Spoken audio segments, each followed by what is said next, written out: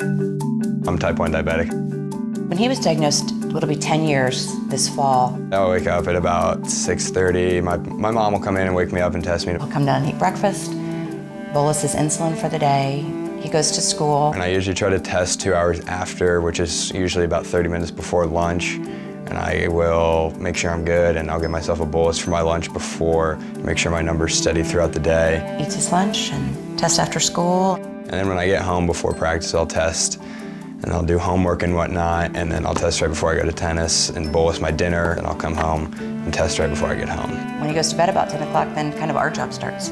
We usually set our alarms for every 2 hours and get up and check his blood sugar and correct him if he needs it or treat him if he needs it.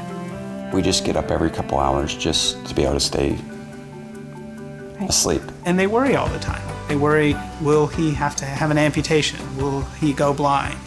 Will he have heart disease early? That's what life is like with type 1 diabetes. We have amazing technology now to manage diabetes. That still doesn't make it any easier. People still have to check their blood glucose 4, 5, 6 times a day. They still have to look at their plate of food and count their carbohydrates and interact with their insulin pump to give themselves insulin. Ask anybody with diabetes, are they happy injecting insulin 4 to 6 times a day? Are they happy because they worry about whether they will get hypoglycemia in the middle of the night and might not wake up in the morning? They're not happy.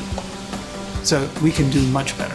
When I was offered the opportunity to come here, there were resources in place from the Lilly Foundation and the Lilly Endowment. They actually together provided money that allowed us to set this whole enterprise up.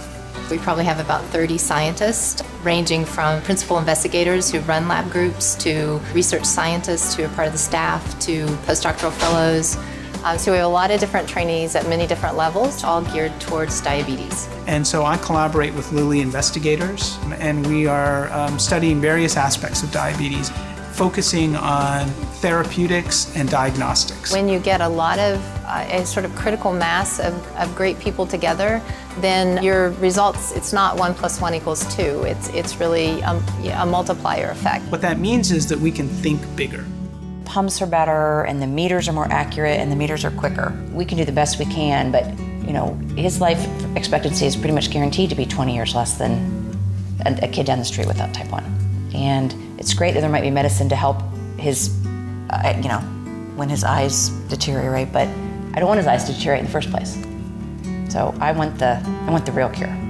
The funding environment's somewhat precarious right now. So let's say I had a terrific idea, that I found a target that I think is going to be the next great target. I couldn't just put an application into the NIH and say, I've got a great idea.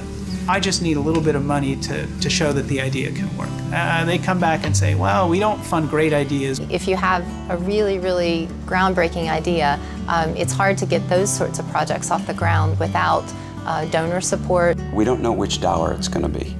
We don't know which one is going to be the one that puts us over the top.